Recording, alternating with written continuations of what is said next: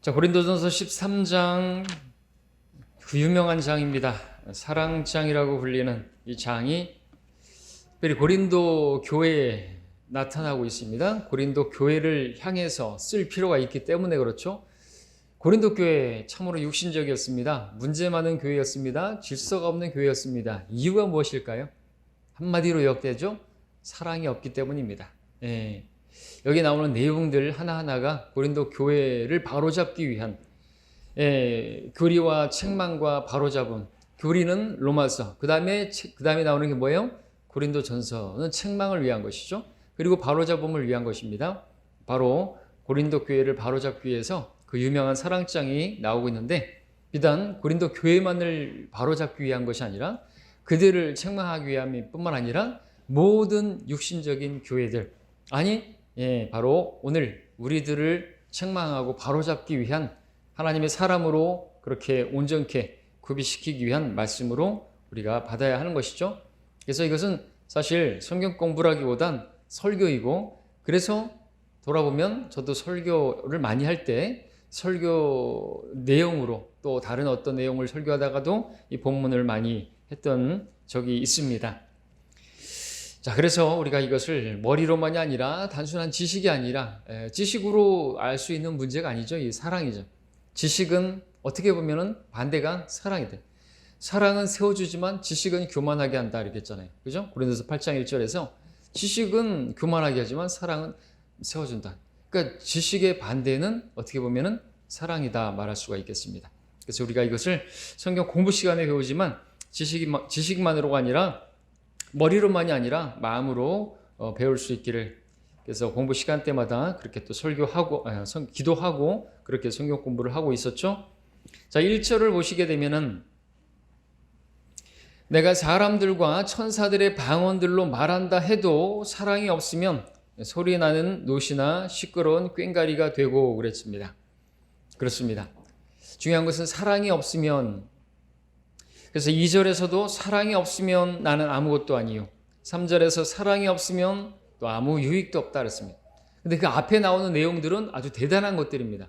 꼭 있어야만 하는 것들입니다. 그런데 그것들이 있다 할지라도 사랑이 없으면 아무짝에도 쓸모없는 것이 된다 그랬습니다. 1절에서는 사랑이 없으면 소리내는 노시나 시끄러운 꽹가리가 된다 그랬습니다. 그것은 천사들의 방언들로 말한다 해도 말하는 것과 관련되어 있습니다. 이것은 외국어를 말하는 것이죠. 방언을 외국어로 우리가 이해를 하면 됩니다. 근데 방언을 하는 건 무엇입니까?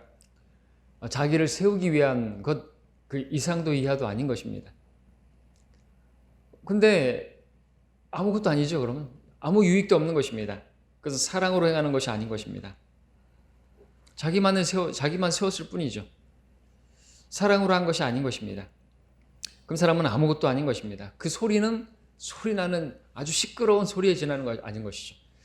그리고 더 넓게 또 우리가 생각하는 것은 방언뿐만 아니라 2절에서 내가 예언의 은사가 있어 모든 신비와 모든 지식을 알고 있어 할지라도, 내가 어떤 성경의 귀한 진리를 알고 있고 지식이 있다 할지라도 사랑 없이 전하는 것은 정말 아무것자리가 없고 그는 아주 시끄러운 소리가 되는 것이, 진리 맞습니다.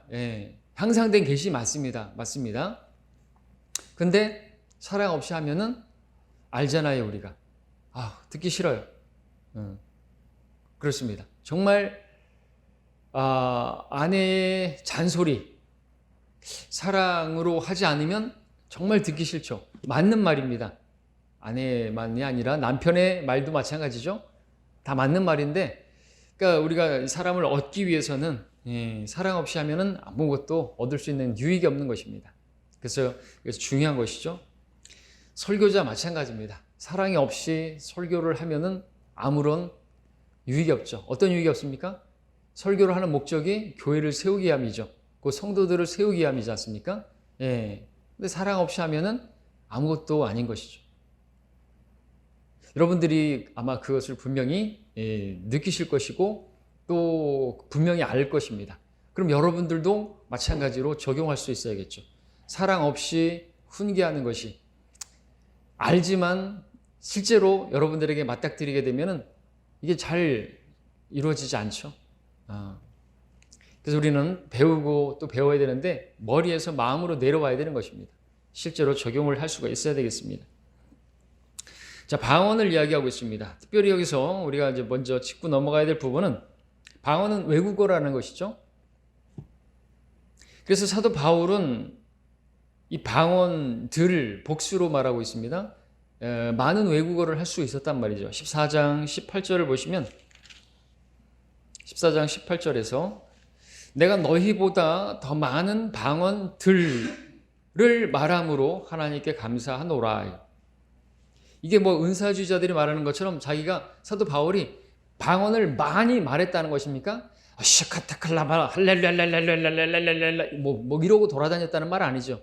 그렇게 많은 방언들을 했다는 얘기 아니라 방언들이라고 하는 것은 복수 형태입니다. 그러니까 외국어예요. 방언은 여러 외국어를 할 수 있었던 것이에요.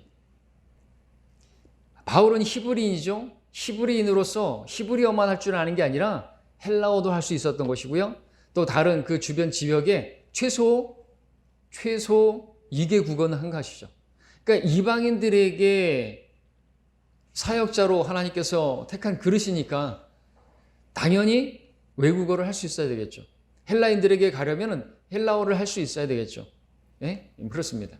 그래서 방언은 외국어인 것이죠. 다른 헛소리가 아닌 것입니다. 알지 못하는 방언이라고요? 알지 못하죠, 당연히. 배우지 못한 사람들에게는 알지 못하는 방언이죠. 배우지 못했는데 어떻게 알 수 있습니까? 그런데 사도행전 2장에서는 그 사도들이 배우지 못한 방언을 했어요. 그게 뭐라고요? 그거는 표적이죠. 그건 기적으로서의 방언인 것입니다. 오늘날에는 그런 기적적인 방언이 뭐 터지고 그런 거 없어요. 방언이 폭탄입니까? 터지게? 사도행전 2장의 방언은 지금은 없단 말이죠. 지금의 방언은 은사라고 말해요. 그 은사는 하나님께서 필요하면 어떤 성도에게 주시죠. 선교사로 가고자 하는 성도가 이 외국어 능력을 주시라고 기도하면 주시죠. 더 많이. 그죠? 근데 선교사로 갈 필요도 없는 그런 사람이 방언, 외국어를 잘할 수 있게 해달라고 뭐 토익 점수 잘 나오게 해주시라고 기도한다고 해서 주어지는 게 아닌 것입니다. 그렇죠? 그리고 그런 은사는 지금 없어요. 그런 은사가 없다는 말은 지금 그런 은사를 더 받기 원한다면 달라고 하지 말고 종로 학원에 가고 대신 학원에 가고 그럼 거기에 있는 영어 가르치는 학원 교사들이 선생들이 잘 가르쳐 준단 말이죠. 어떻게 보면 그들이 방언의 은사를 받은 사람들이라고 할 수가 있습니다. 또 잘 가르쳐 주잖아요. 그러니까 은사 받을 게 아니라 그냥 배우려면은 거기 가서 배우면 되는 것입니다. 자, 천사들의 방언이 나옵니다. 1절에서 천사들의 방언이 뭘까요? 천사들이 하는 언어를 말하는 것입니다. 천상의 언어라고 말할 수 있겠죠?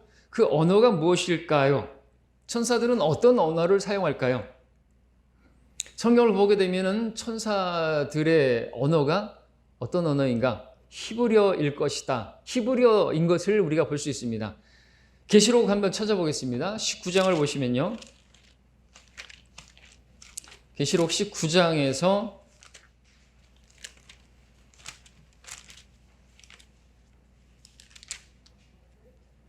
1절을 보시면 자, 하늘에 있으면 천사입니다. 우리도 하늘에 올라가면 천사들이 될 것입니다. 19장 1절에 이 일들 후에 내가 들으니 하늘에서 많은 사람의 큰 음성이 있어 말하기를 할렐루야 구원과 영광과 존귀와 권세가 주 우리 하나님께 있도다. 3절에서 또 그들이 다시 말하기를 할렐루야. 4절에서도 그때 24 장로와 네 짐승이 엎드려 보좌에 앉으신 하나님께 경배드리 말하기를 아멘 할렐루야. 이게 무슨 언어예요? 히브리어예요. 그러니까 천상의 언어는 히브리어다. 출애굽기 3장 18절, 9장 1절, 13절, 10장 3절에 보면 이제 하나님께서 모세에게 파라오에게 가서 히브리인의 주 하나님께서 이렇게 말씀하셨다. 그러니까 보내라 하시는 말씀을 계속해서 반복합니다. 히브리인의 주 하나님. 그러면은 하나님께서 모세에게는 어떻게 뭐라고 말씀하셨겠습니까? 히브리어로 말씀하셨겠죠. 히브리인들의 주 하나님이라는 것이. 마태복음 22장 31절 32절에서는 죽은 자들의 부활에 관하여 하나님께서 너에게 말씀하신 것을 읽어보지 못하였느냐 말씀하시기를 나는 아브라함의 하나님 이삭의 하나님 야곱의 하나님이라 하셨으니 하나님은 죽은 자들의 하나님이 아니요 산 자들의 하나님이시니라 말씀하셨습니다. 예, 이처럼 하나님은 히브리인들의 주 하나님인 것을 보여주고 계시는 것이죠. 구약 성경은 우리가 아는 것처럼 히브리어로 기록되었습니다. 신약 성경은 헬라어로 기록되었습니다. 이 지구상에 무언가가 종이에 최초로 기록된 언어가 있는데 그 언어는 히브리어예요. 최초로 종이에 양피지에 언어가 기록되는데 그 최초의 언어는 히브리어다 이거죠. 그러므로 천사들의 방언은 히브리어라고 말하는데 이견이 있을 수가 있을까요?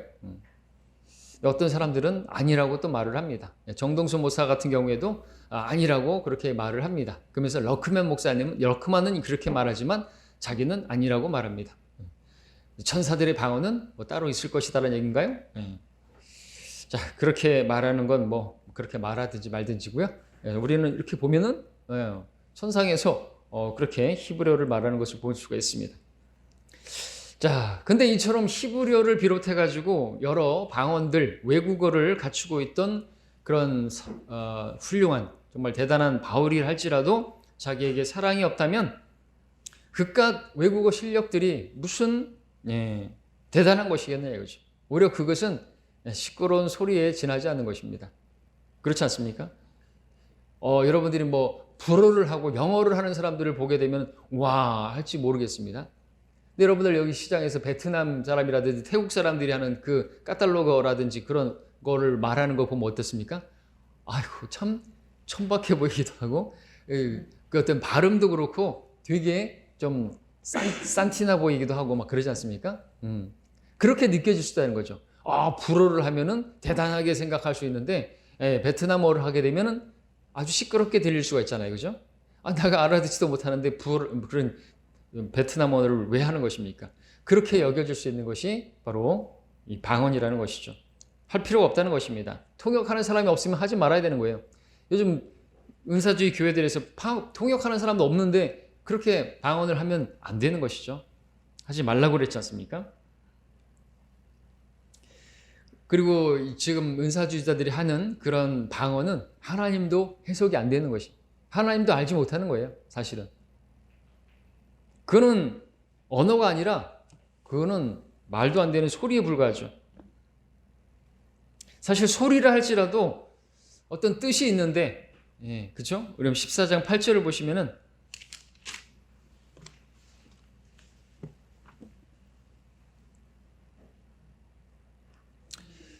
자, 뿐만 아니라 만일 나팔이 불확실한 소리를 내면 누가 전쟁을 준비하겠느냐 그랬습니다. 그러니까 소리도 뜻이 있는 것이죠. 그래서 나팔 소리 보게 되면 군대에서 기상 나팔 소리하고 취침 나팔 소리가 다르지 않습니까? 그런 소리를 할지라도 뜻이 없는 것이 없는데 다 뜻이 있는데 아니 알아듣지도 못하는 그런 말을 하면서 어떻게 뭘 유익을 얻겠다는 것입니까? 말이 안 되는 것이다. 자, 그 다음에 2절에서 예언의 은사가 나옵니다. 예언의 은사. 자, 예언의 은사가 있다고 말하고 있는 것이죠. 그러면 여러분들에게는 예언의 은사가 있는 것입니까? 자, 오늘 우리에게는 있는 것입니까? 예, 우리에게는 있습니다. 그런데 이것을 오해하지 말아야 되는 건 자기에게 예언의 은사가 있다고 해가지고 사람들을 오늘날 속이는 사람들이 많이 있습니다. 자기가 하는 말이 뭐 하나님께서 주신 말씀이라고, 하나님께서 나에게 꿈을 통해서 또 환상을 통해서 말씀하셨다고 하면서 그렇게 교인들을 속이는 것이죠. 예언의 은사를 하나님께서 주셨다. 그래서 하나님께서 또 나에게 어떤 걸 보여주셨다. 그래서 베리칩이 짐승의 표라고 나에게 말씀하셨다. 라고 하는 그 말 때문에 많은 사람들이 베리칩이 짐승의 표인 줄 알고 피켓 들고 돌아다닌 거예요. 근데 또 예언의 은사를 가졌다는 사람이 또 헛소리를 짓거리죠. 백신이 짐승의 표라고. 하나님께서 나에게 그렇게 말씀해 주셨다고. 실제로 그렇게 떠든 거예요. 그럼 하나님께서 이랬다 저랬다 하는 것입니까? 베리칩이라 그래 놓고 하나님께서 분명히 말씀하셨다 그랬어요. 베리칩이라고 말씀하셨다고 자기에게. 그래가지고 다 속여놓고 이번에는 또 다른 말을 하는 것이에요. 뱀의 혀죠. 한 입 갖고 두 말하면 하나님 말씀 아닌 것입니다. 지금 안 돌아다니잖아요. 베리칩 받지 말라고 돌아다니질 않잖아요. 그 아줌마들, 그 아가씨들 다 속은 것이죠. 누가 속인 것입니까? 자기가 예언의 은사가 있다고 하는 사람. 믿지 마십시오. 예언은 이제 요한계시록으로 끝났어요. 성경이 완성되면서 더 이상 예언하면 안 되는 것입니다. 그렇죠? 하나님의 말씀이라고 부르잖아요. 그죠? 날이 새어 새별이 너희 마음에 떠오르기까지 예언의 말씀을 주의하는 것이 잘하는 것이라. 베드로후서 1장에서 베드로가 무엇을 말하면서 이렇게 말했습니까? 자기가 변형산에서 하나님의 음성을 직접 들었는데 그 음성을 들은 것보다 우리에게 예언의 말씀이 있어 이 말씀에 주의하는 것이 더 잘하는 것이라고 했습니다. 그러니까 우리가 이 하나님의 말씀을 예언하면 한번 죽는 것이 사람들에게 정해진 것이고 그 뒤에는 심판이 정해져 있습니다 라고 말하면 이것은 우리가 예언을 하는 것입니다. 그래서 하나님 말씀을 많이 알면 그 사람은 예언의 은사가 있는 것이죠. 그래서 설교를 하면 그 사람은 설교의 은사이지만 또 예언의 은사가 지금 적용되는 것입니다. 그래서 제가 설교를 한다. 하나님 말씀 가지고 설교를 한다. 앞으로 어떻게 될 것입니다. 앞으로 이 통제사회로 갈 것입니다. 앞으로 적그리스도가 나타날, 다 이거 예언하는 것이죠. 예수의 증거는 예언의 영임이라 요한계시록에서 말씀하고 있지 않습니까? 19장에서. 그렇죠? 하나님께 경배하라 하면서 예수의 증거가 예언의 영임이라. 예수님의 말씀이 기록된 말씀이 예언이에요. 그래서 여러분들도 개인적으로 복음을 증거할 때 말하잖아요. 예수님 안 믿으면 지옥 가십니다. 예언하는 거예요. 왜? 하나님 말씀에 근거해서 우리가 전하는 것이니까. 이게 예언이죠, 예언. 그러니까 예언의 은사가 자기가 있다. 뭐 그렇게 말하는 사람들이 있으면 여러분 속지 마십시오. 그렇게 속았다가 나중에는 멘탈이 붕괴되는 저 사람들처럼 되는 것이에요. 왜 지금도 피켓 들고 돌아다니죠? 왜? 베리칩 받지 말라고 떠들어 다니죠. 헛수고한 것입니다. 하여튼 속으면 자기만 손해예요. 그러니까 하나님의 말씀을 올바로 나누어서 공부를 하라고 말씀하고 있지 않습니까?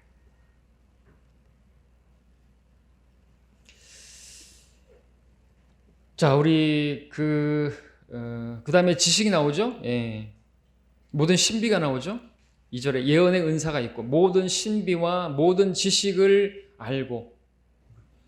성경에는 크게 7 신비가 나오고 뭐 더 쪼개면 더 많이 나오죠.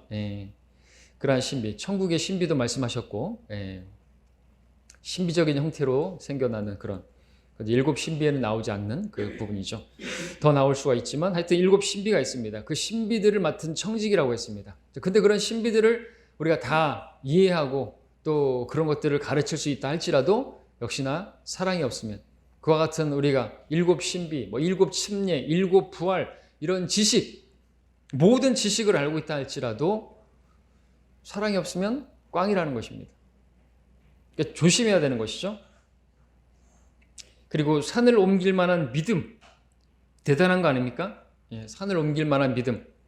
우리는 이제 오늘날 어떤 큰 산이 내 앞에 가로막힌 것 같은 어떤 문제들도 내가 문제로 여기지 않는, 그러면서도 거기에 어떤 마음의 화평도 잃어버리지 않는 그런 믿음을 가진다면 대단한 거 아닙니까? 그런 믿음이 없으면 하나님을 기쁘시게 할 수 없다 그랬고, 우리는 믿음으로 살아야 된다고 그랬는데 믿음이 대단한 건데, 그런 믿음이 정말 그런 대단한 것일지라도 사랑이 없으면 또 아무것도 아니다라고 말하고 있다는 것입니다.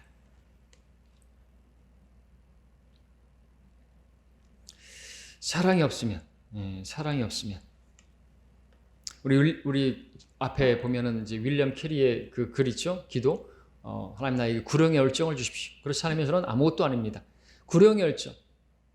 복음을 전하고자 하는 그 마음이 없으면 아무것도 아니라는 거죠. 여기서 이렇게 따온 것이지. 출처가, 그 기도의 출처가. 사랑이 없으면 아무것도 아닙니다. 구령의 열정이 없으면 우리는 아무것도 아닌 것입니다. 그러니까 교회 안에서 목사고 무슨 장로고 집사고 하면 뭐 할 거예요? 복음도 못 전하고 복음 전할 마음도 없고 전도지 하나 전해줄 수도 없는 그런 사람들은 아무것도 아닌 것이에요. 그렇죠? 그러니까 우리는 뭐 저부터 시작해서 저에게도 구령의 열정이 없고 제가 복음을 전하지 않는다면 여러분들이 저를 아무것도 아닌 자로 보시면 되는 것입니다. 그렇죠? 근데 제가 아무리 많이 부족하고 그런다 할지라도 복음을 전하고 있고 또 전하려고 하고 있고 또 그러고 있다면은 아무것도 아닌 자가 아닌 것이죠. 그렇게 볼 수 있어야 되겠습니다. 우리 여러분들도 마찬가지입니다. 우리가 뭐 먹고 마시고 뭐 그것만 하면서 사는 거는 끈 우화로 이 땅에 남겨둔 목적이 그게 아니지 않습니까? 주님을 전해야죠. 주님을 자랑해야 되겠습니다. 자, 사랑이 없으면 오늘 우리에게도 적용할 필요가 있습니다. 우리는 지식에 있어서 정말 뛰어나요. 러크만 목사님에 의해서 지식을 배웠는데 혜택을 받았는데 그동안에 교회에서 문제를 일으켰던 많은 사람들 제가 서울에 있었을 때부터 이렇게 보게 되면 다 지식이 없는 사람들이 아니었어요. 지식이 있는 사람들이었어요. 신학을 공부한 사람들이었습니다. 신학을 가르치는 강사였고 교사였습니다. 그런 사람들이 지금 없어요. 왜 그렇게 된 것인가? 지식은 교만하게 하지만 사랑은 세워주느니라. 지식이 필요 없다는 게 아닙니다. 사랑이 없는 지식은 그래서 사랑 안에서 진리를 말하라고 에베소서에서도 말씀하고 있지 않습니까? 4장 15절에서도 말하고 있습니다. 사랑 안에서 진리를 말해야지 사랑이 없는 상태에서 진리를 말하고 지식을 말하면 그건 잔인한 것이 되는 것입니다. 그래서 예전에 영적 전쟁이 치러졌을 때 이재명 그 영적 전쟁 때 그 사람이 강사였고 신학원 젊은 사람들이 되게 많이 이렇게 다 떨어져 나갔는데 젊은 사람들에게 있어서 그렇게 지식에 들어가니까 사랑 없이 지식만 전달되니까 아주 교만해지고 무례하게 되었고 그랬었어요. 이수 목사님 그때 영적 전쟁 때 그런 말했죠. 베트남 사람들에게 가지고 태권도 사범이 태권도를 가르쳤는데 다 깡패가 됐다고. 태권도 정신을 가르칠 수 있어야죠, 그죠? 태권도 정신, 어떤 기본 어떤 그런 있잖아요. 뭐라 그러죠, 그걸? 하여튼 그런 것들을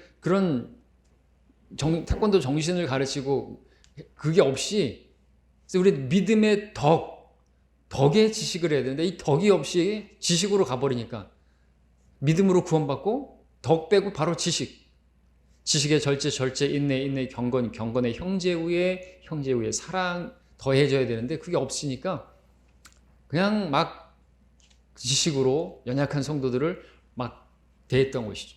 이제 막 온 사람에게 그 당시에 어떤 자매가 있었는데 개역 성경을 가지고 오면 어떡하냐고. 이거는 사탄의 성경이니까 쓰레기통에 넣으라고.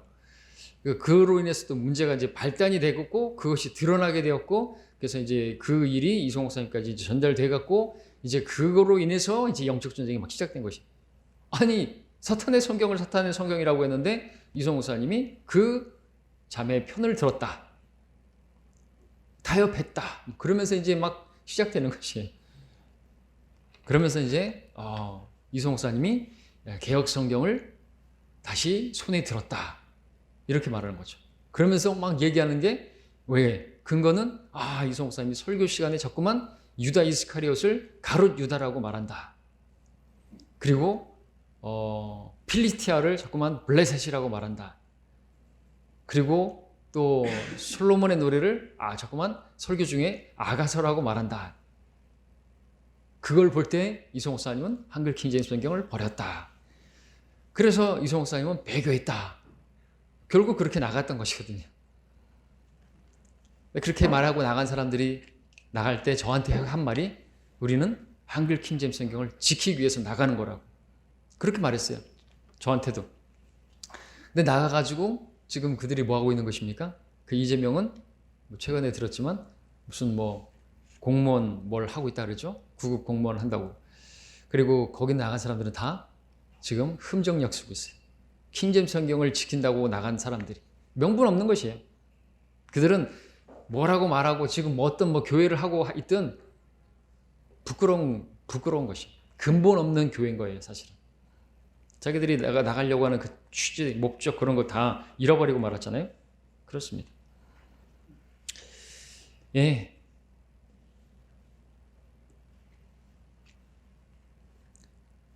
다른 것도 마찬가지죠.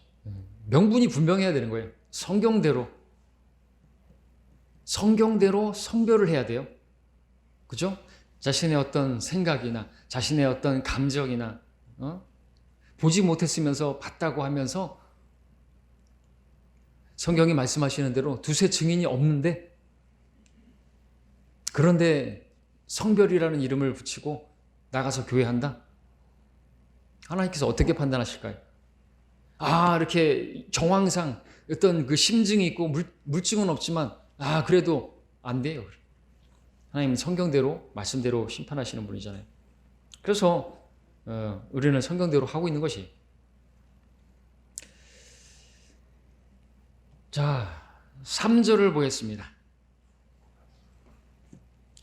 또 내가 내 모든 소유를 주어 가난한 사람들을 먹이고 내 몸을 불사르게 내어준다 해도 사랑이 없으면 내게 아무 유익이 없느니라. 모든 소유를 내어주고 가난한 사람들을 먹이고 내 몸을 불사르게 내어주는 이거 사랑 아닐까요? 라고 질문한다면 사랑 아니고도 할 수 있다라는 것이죠. 이러면 뭐 연말에 자선 낭비에다가 그 늦는 사람들 사랑으로 하는 것일까요? 여러분 여기서 나오는 사랑은 영어로 러브가 아니고 체리티입니다. 체리티는 어떻게 말할 수 있는가 하니까 그야말로 자선이에요. 자선. 자비로운 그리고 선한 동기에서 나오는 주는 사랑이죠. 근데 그 자선 낭비에다가 넣는 사람들은 과연 그런 자선으로 그러한 사랑으로 하는 것일까요? 저는 아니라고 봐요. 그리고 이제 어떤 기독교인들이 뭐 예수의 이름으로 뭘 한다고 하지만 사실은 자신의 유익을 위해서 자신이 이렇게 했다. 어떤 거를 드러내기 위해서 실조와 헌금도 그래프까지 그려놓고 어떤 교회들은 누가 얼마를 했는지를 다 드러내고 우리 교회는 그렇게 안 하죠. 우리는 이름 안 쓰고 합니다. 이름을 누가 얼마를 했는지 알아야 할 필요는 없죠. 하나님만 아시면 되죠. 아나니아와 사피라예요? 왜 그걸 자꾸 드러내려고 하는 거죠? 하나님 보시기 가증스러운 것이죠. 그런데 왜 그렇게 하는 것입니까? 그거는 사랑으로 행하는 게 아닌 것이죠. 불사르게 자기 토지를 팔아서 자기의 집을 팔아가지고 뭐 교회 헌금하고 사랑 없이도 할 수가 있는 것입니다. 아나니아 사피라도 그렇게 했잖아요. 토지 대금의 반만 내면서 전부라 그러면서 사랑으로 행한 것이 아닌 것이죠.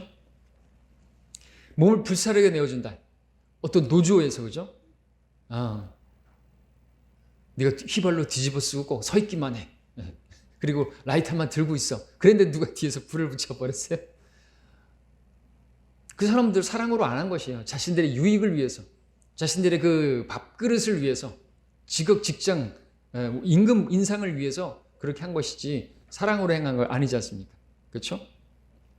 그리고 그 사람을 열사라고 막 그렇게 기리고 하는 그런 모습들 보죠? 사랑으로 행한 게 아닌 것입니다.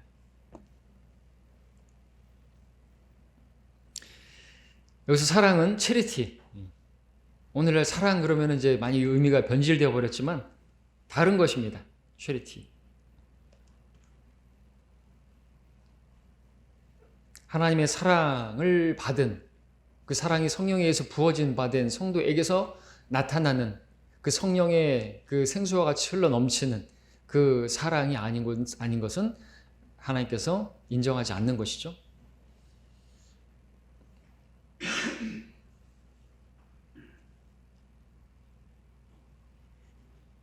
자, 그렇게 이야기하면서 사랑에 대해서 사랑이 무엇인지 씁니다. 4절부터 7절까지 읽으면 사랑은 오래 참고 친절하며 사랑은 시기하지 아니하고 사랑은 자랑하지 아니하며 교만하지 아니하고 무례하게 행하지 아니하며 자신의 유익을 추구하지 아니하고 급히 성내지 아니하며 악을 생각하지 아니하고 불의를 기뻐하지 아니하며 진리를 기뻐하고 모든 것을 참으며 모든 것을 믿고 모든 것을 바라며 모든 것을 견뎌내느니라 그랬습니다. 자, 이렇게 몇 가지로 나오고 있는데 이 사랑을 소유하라는 것인데 왜냐? 고린도 성도들에게 이러한 사랑이 바로 구체적으로 이러한 것들이 결여되어 있었기 때문에 그렇죠. 그들은 전혀 형제를 향해서 오래 참지 못했고 전혀 친절하지 않았고 시기했고 다른 은사를 가진 지체를 또 시기했겠죠. 그리고 자기 자랑했죠. 은사를 가지고 자랑했지 않습니까? 교만했죠. 무엇으로요? 지식으로. 교만했죠. 무례하게 행했죠. 우리가 지난 시간에 봤던 것처럼 주의 만찬 때 그래서 가난한 성도들을 업신여기고 그렇게 무례하게 먼저 먹고 마시고 그랬었던 것이죠. 자신의 유익을 추구했죠. 또 그 은사를 자기를 세우는데 그렇게 사용했지 않습니까? 우쭐대는데 사용하지 않았습니까? 그리고 급히 성내고 악을 생각하고 불의를 기뻐하고 그래서 형제가 근친상간했는데도 거기에 대해서 책망하지도 않고 진리를 기뻐하지 않았고 하여튼 모든 일들의 기준 미달이었던 것이죠.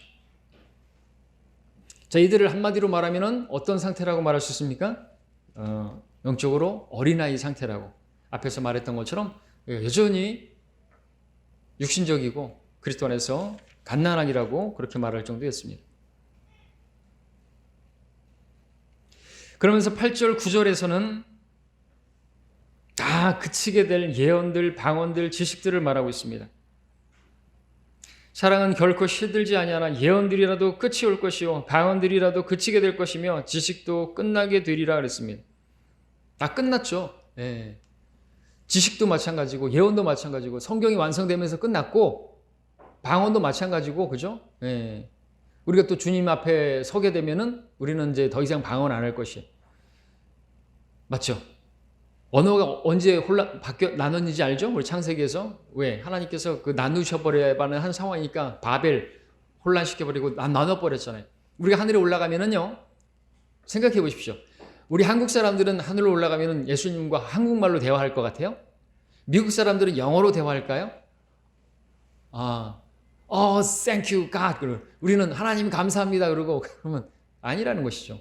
더 이상의 방언은 없어요. 외국어들이 없단 말이죠. 하나의 언어로 집합하게 될 것이에요. 창세기 그 바벨 사건 이전으로 돌아가게 될 거라는 것이죠. 그죠? 하나님의 언어, 히브리어를 우리가 다 사용하게 될 거라는 거죠. 순수한 언어라고 성경에 또 표현하고 있는데 그 언어를 우리가 쓰게 될 것이에요. 다 그치게 될 것이에요. 예언도 그렇고 지식도 그렇고 근데 계속 남는 게 뭡니까? 다 지나갔는데 남는 건 사랑밖에 없다 이거죠. 왜? 하나님은 사랑이시고 우리가 그 사랑으로 구원받았기 때문에 우리는 그분을 계속해서 영원히 사랑하게 될 것입니다. 그러니까 지금 이때 우리가 그분을 사랑해야죠. 그분을 사랑한다면 또한 형제를 사랑해야 되고요.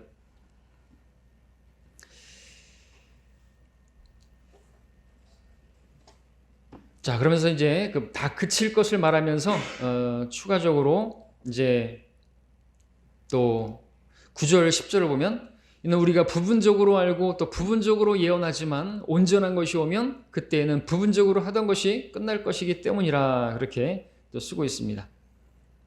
그래서 온전한 것이 오면이라는 이 부분을 또 많은 사람들이 이제 이 성경이 완성되는 부분으로 이제 또 한정을 하는데 그렇지 않고요.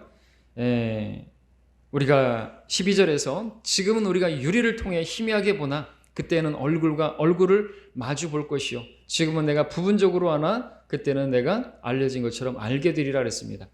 우리 성경을 통해서 하나님께서 알게 하실 만한 것들은 다 알게 하시고 계시지만 그럼에도 불구하고 우리가 또 아직 부분적으로 아는 부분들이 있습니다. 그런 것들에 대해서는 우리가 알려고 할 필요가 없어요. 그것까지 알 필요는 없기 때문에 그것까지도 자기가 알게 되었네 그것까지도 하나님께서 나에게 말씀해 주셨네 하는 사람들에게는 속지 마십시오. 그런 부분들에 대해서 여러분들이 관심 가질 필요도 없고 그런 부분들은 이제 얼굴과 얼굴을 대면하면 주님을 만나게 되면 알게 될 거라는 것이죠. 그러니까 불필요한 걸 물어볼 필요 없어요. 아담에게는 배꼽이 있었을까요? 이런 거 왜 물어봐요? 그죠? 왜 대제사장의 그 의복에는 왜 석류와 금방울이 이렇게 있습니까? 그런 걸 왜 물어봐요? 뭐 천사는 어떤 존재이고 뭐 바늘 위에 천사가 몇 명이나 올라갈까요? 그런 걸 왜 물어봐요? 그런 거 필요 없다는 것이죠. 그런 것들을 끝없이 어떤 것들 의문을 제기하는 사람들이 있는데 필요 없는 것입니다. 그런 사람들은 사랑하고 전혀 상관없어요. 지식만 추구하는 사람들이죠. 지식. 자신의 어떤 지적인 욕구를 충족시킬 줄 만한 어떤 것들, 새로운 것들, 그런 거 인터넷, 유튜브에 많이 있어요. 그런 사람들이 그런 거 가지고 구독자 올리고 결국에는 뭐 돈 벌려고 그러는 것인가요? 자, 그러면서 11절에 보니까 내가 어린아이였을 때는 어린아이같이 말하고 어린아이같이 이해하며 어린아이같이 생각하였으나 어른이 되고 나서는 어린아이 일들을 버려놓으라 그랬습니다. 바울도 어린아이 시절이 있었던 것이죠. 그러니까 우리도 어린아이 시절이 있었기 때문에 어린아이같이 행동하는 그러한 성도들을 보게 되면 사랑으로 참아줄 수 있어야 되고 오래 참아줄 수 있어야 되고 그죠? 예, 그래야 되겠죠. 친절하게 될 수 있어야 되겠고 또 무례하게 그렇게 행하지 말아야 되겠죠. 도대체 왜 그러는 것이야? 그러면 안 되잖아. 뭐 이런 식으로 빨리 하면 안 되겠죠. 급히 성내고 그러면 안 되겠죠. 바울도 그랬었어요. 그렇죠? 나도 옛날에 어렸을 때는 어린아이처럼 그렇게 생각하고 말하고 행동했다 이거죠. 그래서 마가복음 15장에 보면은 이제 우리 그 전도 여행 때 마가가 1차 전도 여행 때 도중에 도망가 버렸잖아요. 2차 때 바나바는 데려가자고 하는데 안 데려가고 나는 안 데려가겠다고. 바나바와 심하게 다퉜다고 성경은 기록하고 있습니다. 받아주지를 않는 것입니다. 근데 나중에 이제 말년에 가서 디모데후서 마지막에 디모데후서 4장 11절에서는 마가를 데리고 오라. 그는 내 사역에 필요한 자니라 하면서 그렇게 품는 것을 보게 되는 것이죠. 그리스도인의 가능성. 마가가 어렸을 때 넘어질 수 있잖아요. 그리고 고난을 보니까 잠시 뒤로 물러날 수도 있죠. 근데 그랬다고 해가지고 아유 싹수가 노래 틀렸어 하면서 꺾어버리게 되면 안 되는 거죠. 우리 주님은 연기 나는 심지를 끄지 않으시고 상한 갈대를 꺾지 않는 분이시죠. 예, 연기를 피우려고 노력하는 그 불씨 그러면은 끄지 않으시는 분이고 상한 갈대 마음이 상해가지고 이렇게 살고 싶지 않은데 하는 그런 마음을 상한 마음 하나님께서 꺾어버리지 않으시는 거예요. 넌 틀렸어 임마 그러면서 꺾어버리지 않으신다는 거죠. 그거를 우리가 배워야 되잖아요. 그렇죠? 근데 다 그런 시절을 보냅니다. 바울도 그랬었어요. 그래가지고 그랬다가 이제 성장하니까 데리고 와라 그렇게 말했습니다. 요한은요 사랑의 사도라고 하지만 처음부터 그랬습니까? 우리가 성경을 보면은 아니죠. 주님께서 별명을 지어줬습니다. 뭐라고요? 보아네게 천둥의 아들이라고. 사마리아에 갔는데 예수를 영접하지 않으니까 엘리야가 한 것처럼 저들을 불을 내려가지고 다 멸해버리시죠. 주님께서 말씀하셨죠. 어떤 영을 지녔는지 너희가 알지 못하느니. 성령으로 아니죠. 사랑의 영이 아니죠. 예, 정죄의 영 그런 영으로 그렇게 했던 것입니다. 근데 그런 사도가 사랑에 대해서 많이 쓰고 있죠.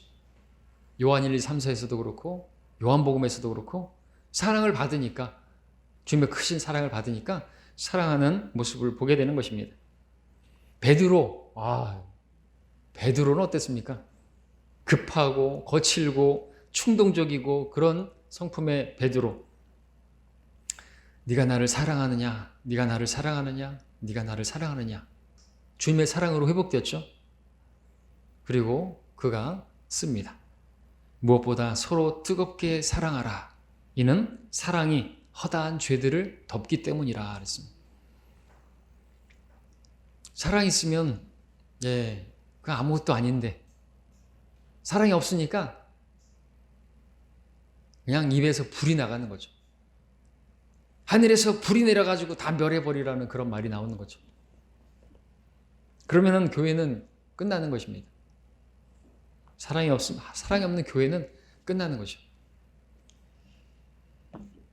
우리 계시록에 보면은 필라델피아 교회 나오죠.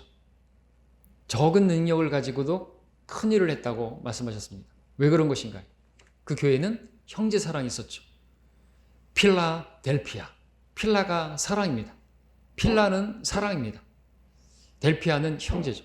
여러분 뭐 메이커 있죠? 필라. 사랑이라는 것이죠.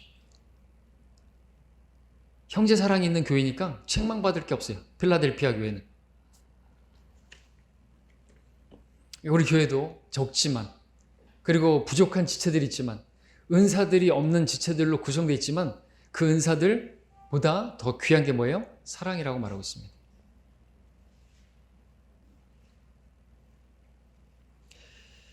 사도 베드로전서 4장 8절에서 그렇게 말했다 그랬죠? 뜨겁게 사랑하라. 허다한 죄들을 덮기 때문이라 했습니다. 다 덮어버리는 거죠. 성령으로 충만하면은 뭐가 같다 그랬습니까? 그 강물에 물이 불어나가지고 거기다 뭘 던져도 그냥 다 흘려보내는. 그러나 그 물이 바짝 말라 있으면은 뭘 던지면 그대로 반응하고 깨갱 소리 나고 유리 던지면 깨져버리고 그러는 것처럼. 네, 우리가 성령으로 충만해서 생수의 강이 흐르게 되면 다 흘려보내는 것입니다. 사랑이 그렇게 흘러넘치면 허다한 죄들을 다 덮어버리고 다 흘려보내고 상처받지 않고 쓴뿌리 같지 않고 할 수가 있어요. 그렇죠? 그것도 내가 그렇게 1만 달란트 죄를 탕감받은 사람인 것을 알 때 100데나리온쯤은 우리가 넘길 수가 있어야겠죠. 베드로 후서 1장에서는 아까 말한 것처럼 믿음의 덕의 지식의 절제, 인내, 경건, 경건의 형제 위에 사랑을 더하라고 말한 사람이 베드로라는 거죠. 그리고 마지막 장 베드로 후서 3장 1절과 8절과 17절에서 사랑하는 자들아 이렇게 쓰고 있습니다. 이것을 성장이라고 말합니다. 성숙이라고 말하죠. 생명의 성숙. 지난 시간에 말씀드렸던 것처럼 은사는 능력과 관계된 것이고 열매는 성령의 은사는 능력, 성령의 열매는 성품과 관련된 것이라 했습니다. 성령의 열매는 9가지지만 처음에 나오는 사랑으로 그 사랑 안에 다 들어있는 하나의 열매라고 말할 수가 있죠.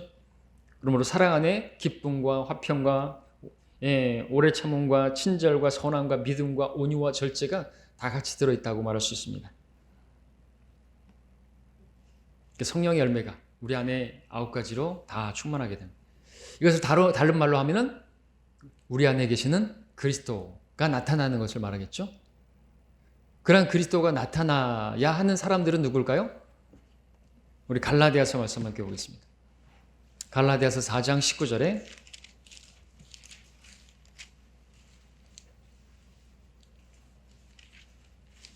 사도 바울이 갈라디아도 이제 바로잡아야 될 필요가 있는 교회였습니다. 자꾸만 성령으로 시작했다가 육체로 온전해지려고 하는 그런 교회였죠.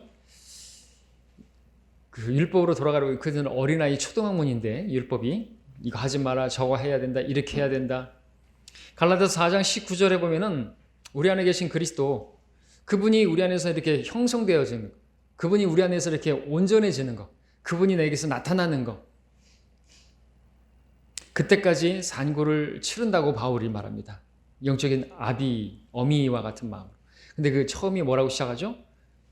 4장 19절에서 처음에 어린 자녀들아, 나의 어린 자녀들아.